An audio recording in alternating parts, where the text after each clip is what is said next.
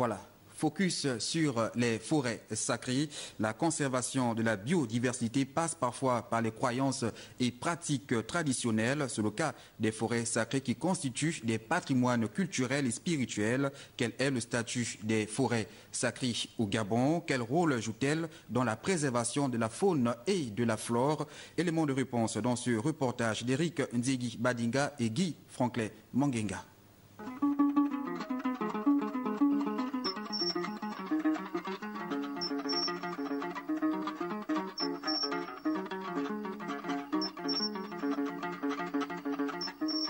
Les forêts sacrées sont des espaces sanctuarisés qui appartiennent à un clan ou à une tribu. Pour y accéder, il faut montrer patte blanche. Leur accès est strictement interdit sans la permission préalable des personnes autorisées. La transmission des codes d'accès se fait de génération en génération. Le législateur n'a pas pris en compte la notion de forêt sacrée dans le cadre de la réglementation forestière, notamment le code forestier. Par contre, le code forestier laisse quand même à la communauté le droit d'usage. Et je crois peut-être que c'est dans ce cadre-là que ces forêts ancestrales, j'ai envie de dire, peuvent être valorisées. Les deux notions et concepts philosophiques de nature et culture s'allient au niveau des forêts sacrées. Elles représentent les valeurs culturelles et spirituelles et constituent une méthode traditionnelle de conservation de la biodiversité. Ça s'inscrit entre la nature et la culture. La nature, pourquoi? Parce qu'à l'intérieur, on trouve effectivement la ressource ligneuse, on trouve la ressource non ligneuse, des produits autres que le bois d'œuvre.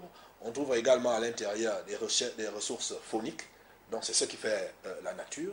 Et nous avons le côté culturel, où il y a un certain nombre d'activités qui y sont menées, des activités culturelles propres à un certain nombre à la communauté, à qui, de manière ancestrale, appartient cette forêt où elle mène ces activités à l'intérieur.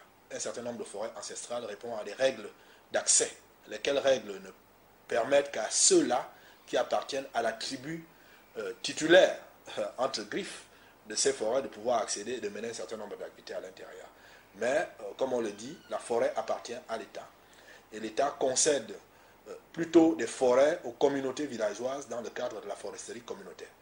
Et la foresterie communautaire, comme le dit le Code forestier dans ses articles 156 à 160, définit la forêt communautaire comme étant une portion du domaine forestier rural qui est concédée à une communauté pour pouvoir réaliser un certain nombre d'activités dynamiques susceptibles de générer des revenus pour le réinvestissement dans les projets de développement.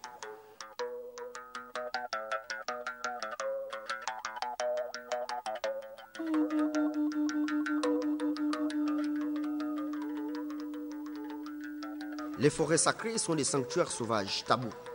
Les braconniers téméraires qui s'y aventurent y laissent des plumes et leur peau. Ils vivent des aventures mystérieuses. De nombreux cas de disparition sont souvent signalés. L'adage dit qu'il vaut mieux être un lâche vivant qu'un remords.